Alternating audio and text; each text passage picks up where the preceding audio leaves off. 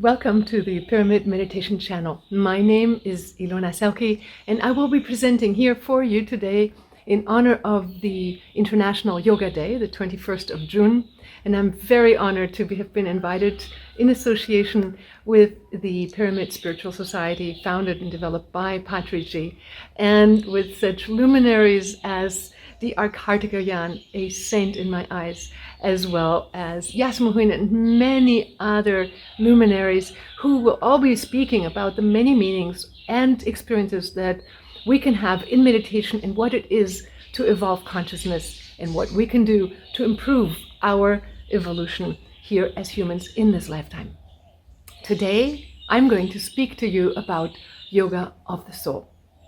As we in the West typically have come to associate yoga with hatha yoga, which is the exercise and stress relieving kind of yoga, maybe even breath related yoga, I want to share with you the aspects that in traditional Hindu societies were known to be the yoga of consciousness. We had many different avenues. Some were using more the mental mind to gain understanding and insight into the inner dimensions. I want to take you on a journey of discovering what it means to truly have yoga of your soul. Yoga means the union, it's the merging, and implied in merging and union is taking two into one.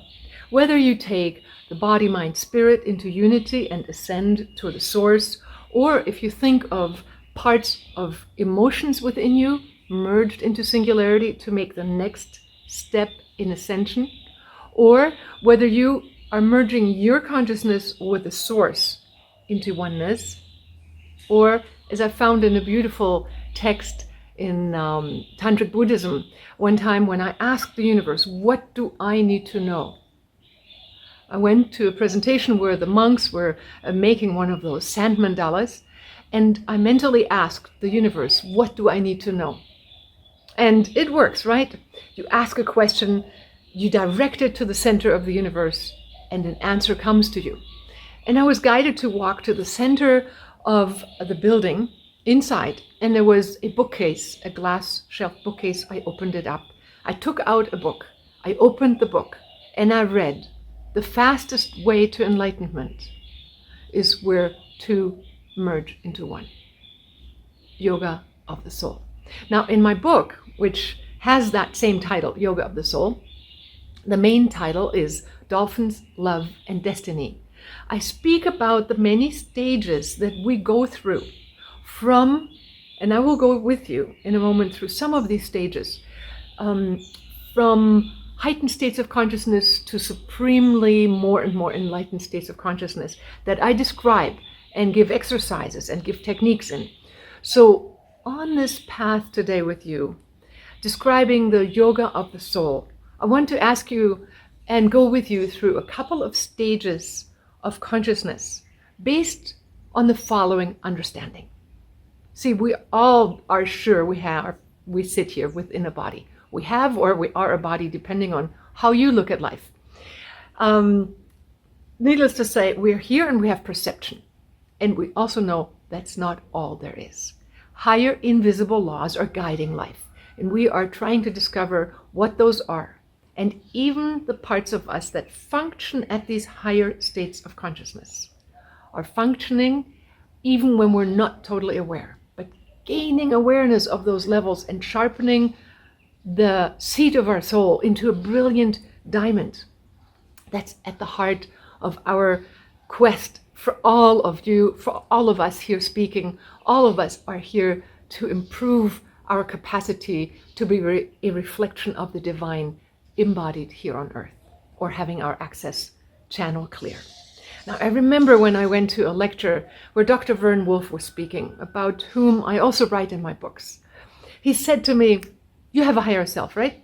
Yes. Go into your higher self right now. And I'm like, okay.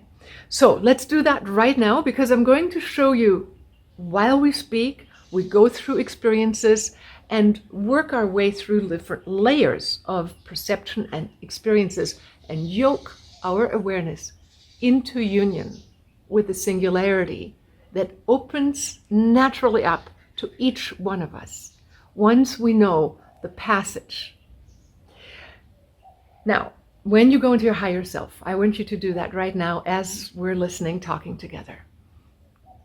You can close your eyes for a moment if you just want to feel how you would be in your imaginary higher self. What would you become? How would you be? And the first thing that you probably will do is create a feeling of being inside that higher self of yours. In seminars, when I teach it, what people describe typically is like becoming angelic, becoming greater, radiant, stronger, vibrant, more gifted, more compassionate, more loving, maybe more quiet, whatever it is. It may even have a dress on or may not. It may have colors. It has qualities that you can feel and that you can walk yourself into.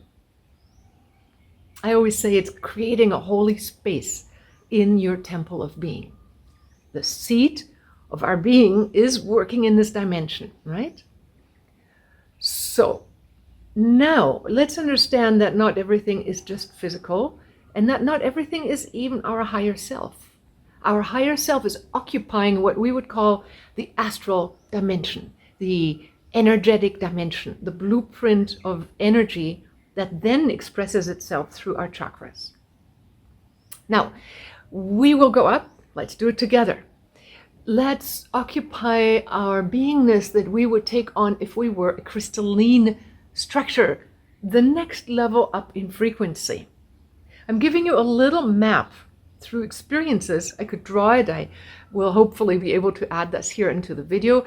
The fact that we consist out of these many layers of frequencies, and our yoking ourselves into singularity needs the understanding that in the beginning, the greater pyramid of being, we have duality, we have form, shape. You have a body, you sit on a chair, you are in a room, you are in time-space. Now with your higher self, you enter into a fluidum of time-space that can see at a distance. You can do remote viewing with that energy body. You occupy a greater field. It's greater than your physical body. At times, you can even direct it into a different dimension of time-space, the past, the future, or even another location. Now, let's move, as I said, to a crystalline structure, the equivalent of your mental body. If you were pure crystalline light lines, and illuminated these light lines of consciousness, no longer having your angelic self, but becoming a brilliant crystalline structure. If you start imagining that, what shape or form, colors, crystalline presence would you start emanating? What in a finer form of pure geometry would you become part of? A mandala of creation.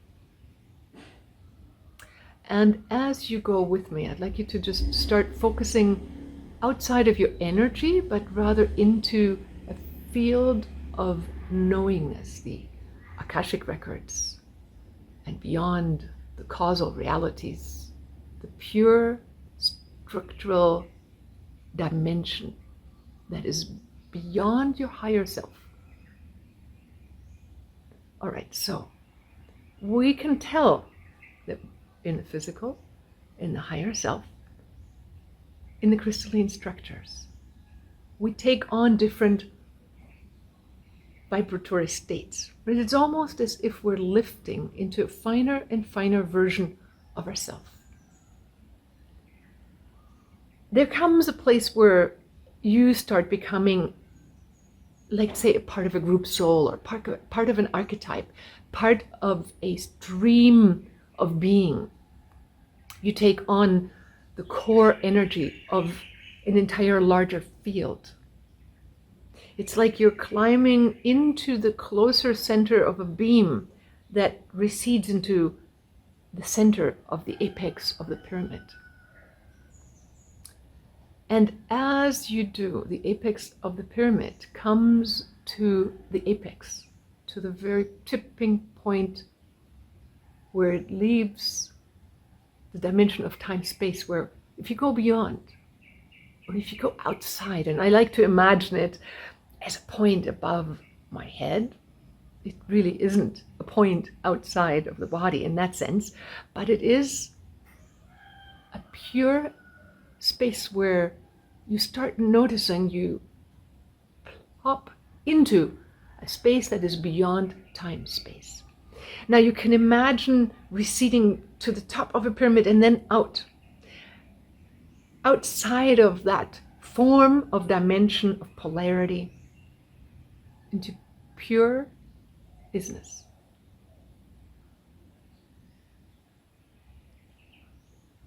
And in the first level of entering pure non-dual awareness, which is not a mental concept, is not what I hear so many neo-Advaitaists talking about. It's not something, it's not the absence of duality, it is the essence of the beginning of the source of all that is.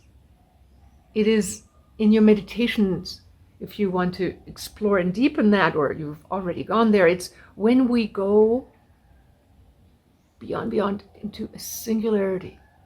And now I told you the story of the Tibetan book saying the fastest way to enlightenment is to merge two into one. Now in your meditation, I like to address all these levels, not just simply go straight to 0 point. I have trained to do that. I can do that. However, it is really important, and I need it on a daily basis, to be able to address my emotional body, my stress levels. I need to do my physical yoga, my breath work, to calm down my system, to address my maybe emotions that get triggered by events which are the growing structure for my soul to evolve, for my compassion to develop, for my wisdom to get sharpened. But when I choose another, and that could be a divine deity if you wanted to, but it could be God, as the source. If you aim yourself into singularity with that which you return your gaze into, the universe starts looking from created into creation, through into the 0 point itself. It becomes full circle. You do the greatest service to the divine. You become one with the source. And that is the beginning of a journey where it starts teaching us. It starts yoking us into greater and greater capacity of singularity. And in my book, Yoga of the Soul, Dolphins, Love and Destiny, and my book, Wisdom of the Dolphins, by the way, I want to let you know, thank you to the PMS movement, is translated into Hindi and Telugu, Wisdom of the Dolphins. I speak about some of these techniques of how to address the duality of your emotions and the future and the past, and how to become a master being of consciousness that realizes that everything we meet outside of us is a reflection of a state within. And if you see within the change, and if you become the blueprint of heaven on earth inside, that is what you will see outside manifest around you. You may change your location, you may change friends, you eventually will be in a space where what you see is a reflection of your true heaven on earth. It's an evolutionary process, just like enlightenment. There is no finite point of arrival. Now, when we work with a master or work with masterful beings, oftentimes people take this imaginary other and merge with them. And in my book, Yoga of the Soul, I say, take your beloved, or take a beloved angelic master being in your mind, a master you know or a master you make up, and start realizing that both of you are, and let's go there together, beyond time-space. You are in a singularity. You enter beyond no mind, into the first dimension where you are beyond time-space and you start expanding. Even though it isn't a space, it is like your seat of the soul starts taking the first step into the Brahmic dimension. And when you do, and that's what we do in our life, we create a greater coherence at another level of consciousness.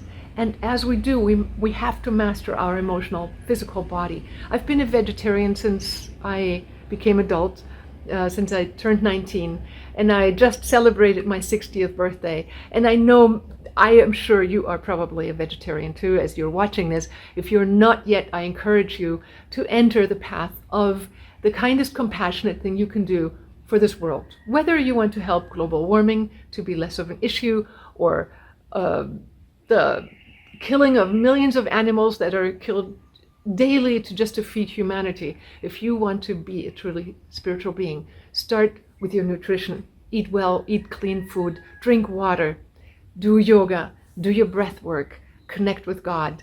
But in that, let me just repeat the triangle of evolutionary steps. Having the physical is one level, the emotional intactness and dealing with the challenges we come up with is another form of yoga of our emotions.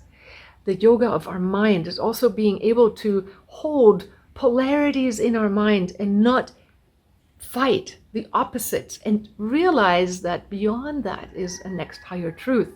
That if you've mastered the polarities, you look with equanimity at the two opposites and you become the master being, transcending this duality, and you sit in the dimension of singularity and realize that the drama of life, whoever is running the show or fighting or this, yes, it is important that you do the right thing here on this earth. But it is equally important that you realize that from another dimension, the source point is beyond the fight of good and evil.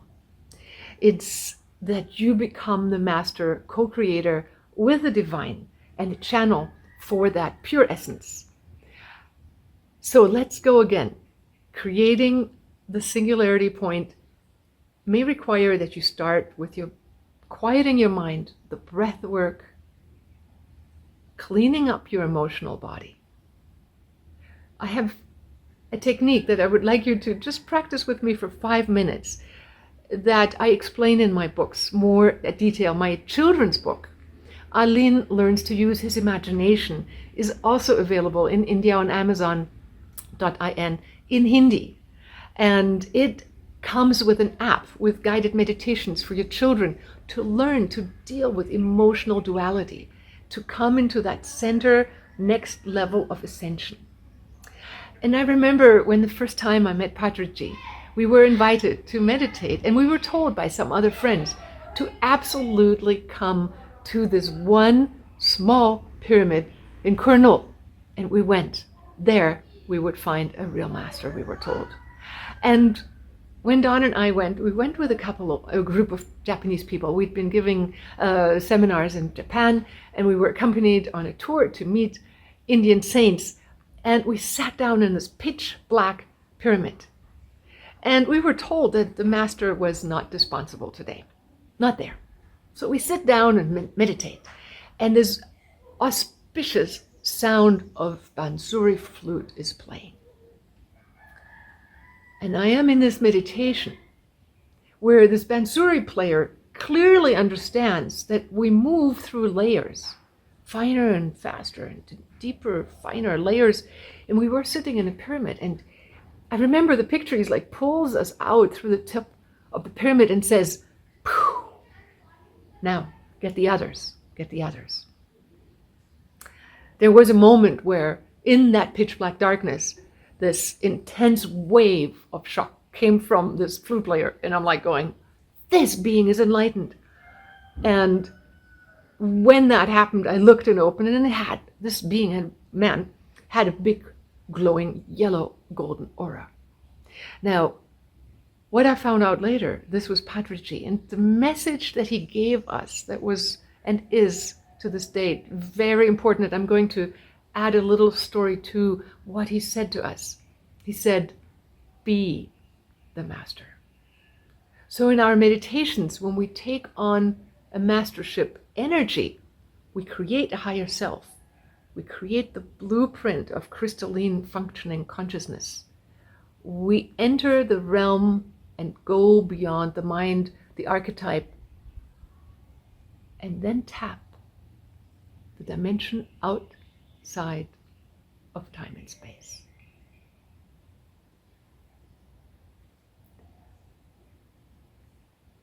And from there, you focus into merging with the divine. Enlightenment and heightened states of beingness, the seat of our soul, is an ever refinement process. There is no finite, you've got it, you're enlightened, this is it, stages thereof. And sometimes we read, our seat of the soul is there, but our emotional body cries out for water and we need to drink some water. But the truth of the matter is, all of creation started at the source. And it's calling each one of us back to that yoked point of eternity. But you are the eyes and hands of God here in this dimension, and you return your gaze to itself. You as itself is looking at itself. You complete the circle, the union of consciousness that is manifest to consciousness or the supreme that is unmanifest. And in that moment, the greatest love affair of the universe takes place, and we are showered with love, with directiveness, and that is an ongoing journey. A friend of mine, a beautiful soul, a woman from Germany, died at age 40, and I accompanied her in her death time, and she went into the light, and she became a luminous being. But over the next following year that she transcended form, she became finer and more and more and more refined. In the end, I only perceived her as an intense beacon of a diamond light. She had transcended out of identifying with form or ego structure, or I am this, I radiate like this. She had become the supreme diamond of her level of coalesced, focused consciousness. And the last message she transmitted to me, that she could still get down into time and space, and I still get goosebumps, was have absolute certainty. If I were to use a negative statement, I would say allow no doubt. But, if I have to say allow no doubt, I have to think of what is doubt, and allow no doubt, absolute certainty. Absolute single-minded entrance into whatever it is that you, in your ultimate state of consciousness, wish to reach. That stillness that reaches and reaches, and then is greeted by the unity of all that is, and then is taken up into itself. And it's a simultaneous allness and a simultaneousness of stillness and oneness. And I am that. These stages take time. We all wish to have an instantaneous form of enlightenment. And essentially, all we need to do is remember that state of complete union with the source is available to any of us, but we always still maintain this form. And this form is in the dual world. This mind that remembers and goes into meditation, when you're watching, is still a dual form. So it's like, you can be torn between, I don't want to remember anything, I'll just go. But many people then just go, become absent-minded, and actually maybe just flatline at the astral level. Just go, or, different layers and different schools of thought get us to different results. And what I'm trying to explain to you today is something I'd like to invite you now in a meditation, one that gets to share move duality into singularity, and then the next level of moving yourself into singularity through the yoking of you and another.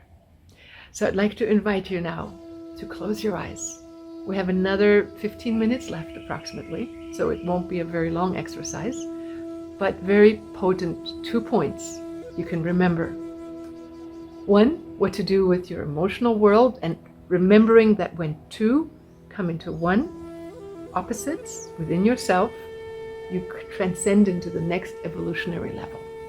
And when you do that from the seat of your soul and pick another diamond of consciousness, when you move into singularity, it moves you up into the field where the divine takes you into its heart. All right, go ahead, come along with me on a journey and close your eyes.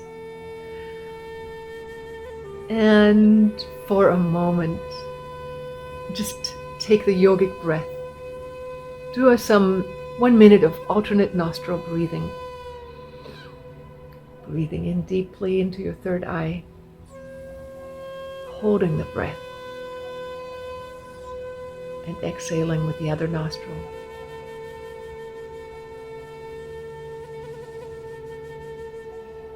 Holding your breath and breathing back in.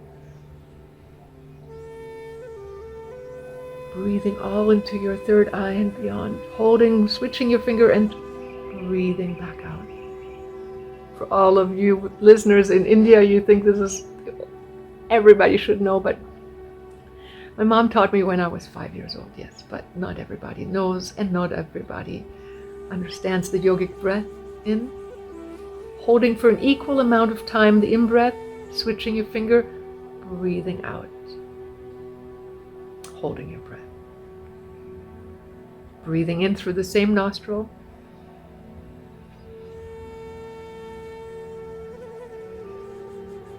Switching your finger and breathing out.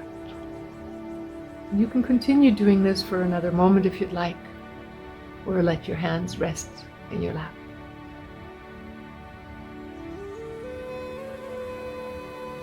I'd like you to think of a moment this past day or a couple of days this week where something happened that wasn't going the way you really wanted it to go. Maybe some emotions came up, some disturbance came up, or you felt angry, sad, hurt. Think of a moment where something didn't go as well as you wanted it.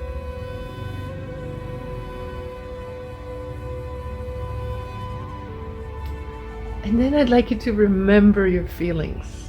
Remember the feelings you had in that moment.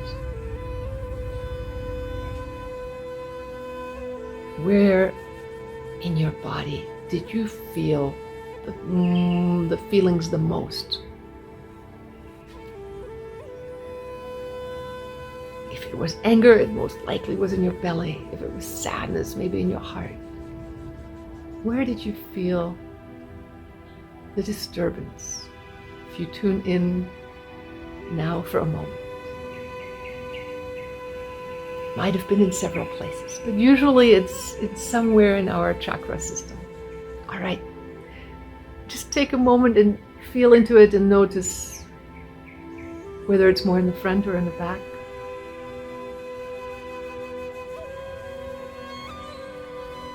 And I'd like you to ask this energy if it had the most beautiful outcome of what it actually really wanted. Because all, even the most negative energies, in the end, want a most profound outcome at its highest. What would you have really liked to become, be, or experience?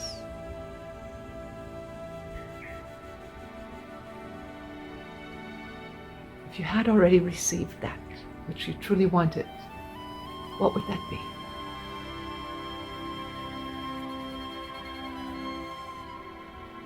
And I'd like you to just for a moment get a feeling for that. How would that have felt?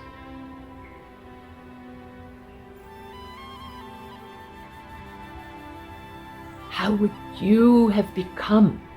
How would your auric body feel if you had that wish fulfilled?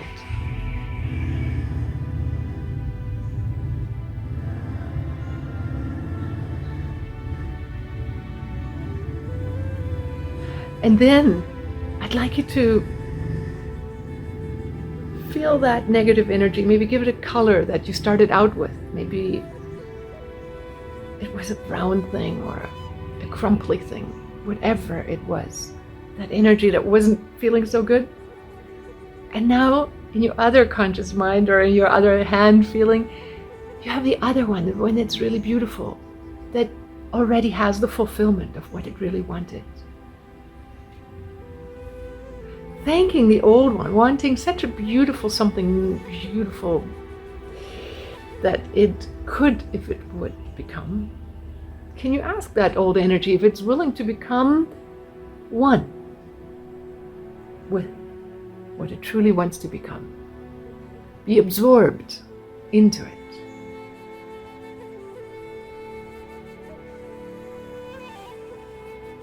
And then invite it in. Because usually it's like, yeah, of course I want to become this beautiful. That was my wish. Let the two merge and meet, and let the higher energy absorb that which wasn't so beautiful, and let it be absorbing itself, that brown or dark, whatever it was, all into itself, until it is expressed in that beautiful new energy.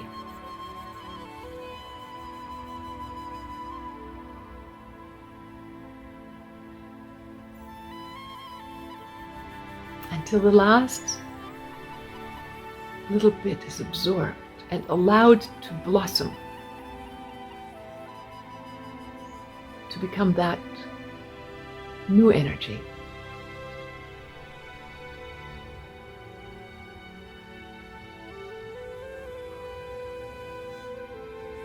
And let that take a seat within you, and let it ripple through time and space. Let it ripple through the moment where you were, touch the world, the aura, the people around you.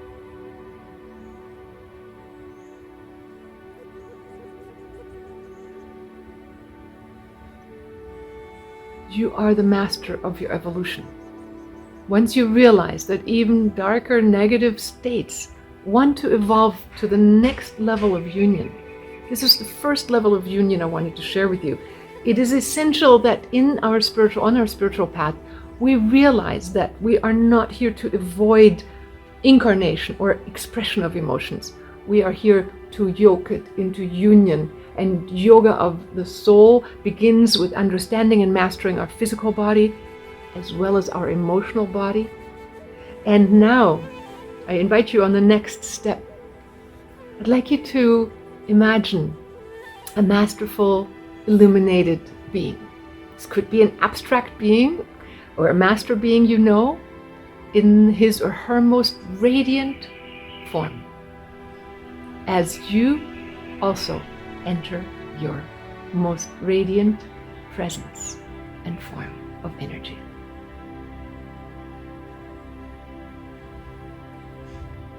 And just as you call this being up, bring this being, him or her, into your presence as you look into his or her eyes in this beautiful dimension.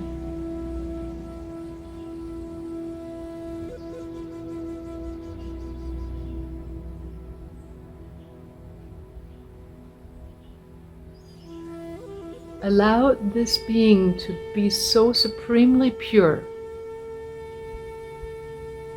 that in the end you are willing to meet with this being. It could be also a beloved of yours. It could be a soulmate of yours. It could be a master being, an angel, a deity of the highest radiance. Allow yourself to encounter this being and feel their eyes and yours meeting.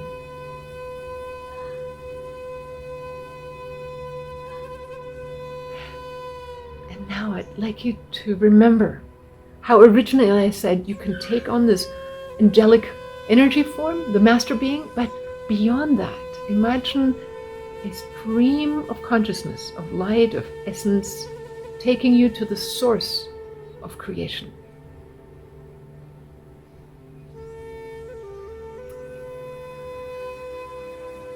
A still point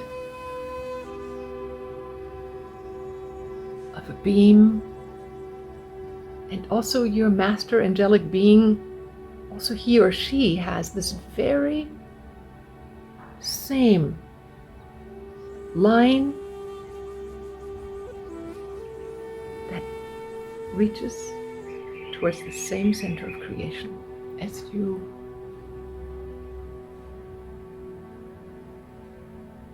For a moment, just notice that we will make a jump in an octave and allow yourself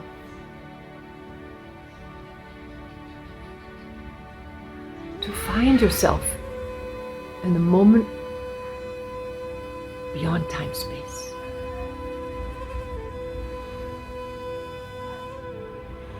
As if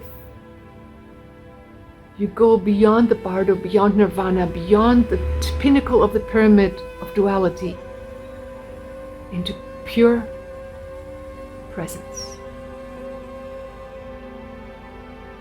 pure singularity of your consciousness.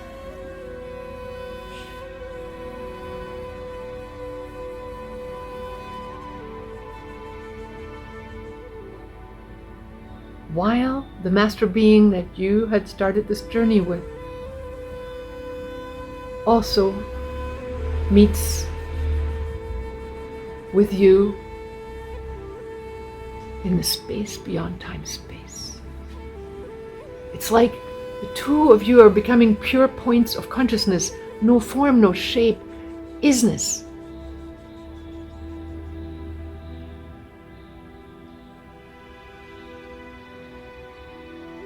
As if you were maybe still two diamonds, or maybe you've already overlapped the two diamonds into singularities. Allow the seat of the souls to touch and merge and overlap, to create the lens into complete singularity.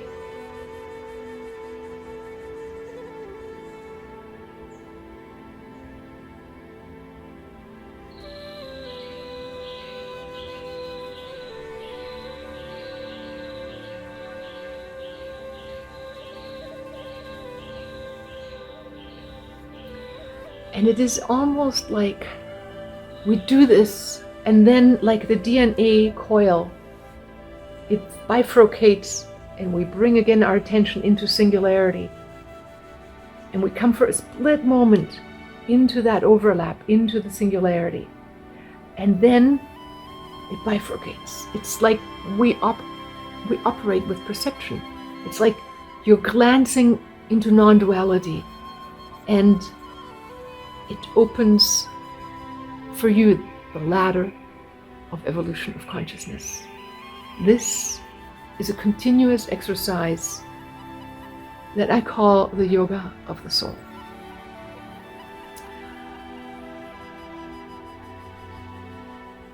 When you enter that moment, it opens the doorway to allness. And in truth, that is what that book tried to tell me, is when two meet into one, it's the fastest way into enlightenment, into singularity and openness to the one, to all that is. I'd like you to bring that with you as you sit here, watching, listening, closing your eyes or having your eyes open. And remember that being a spiritual being is being a multidimensional being and having that seat of consciousness, active while and as often as you can, having your eyes open, your heart open. You can create the stillness within yourself or have a connection with another being who enters that moment. I remember sitting with Kartikeyan, Dr. Kartikeyan, when we came to visit with him, and he is also one of those saints where that masterful glance holds that state, and his beingness communicates from that dimension. Vritti operates from there and is so humble.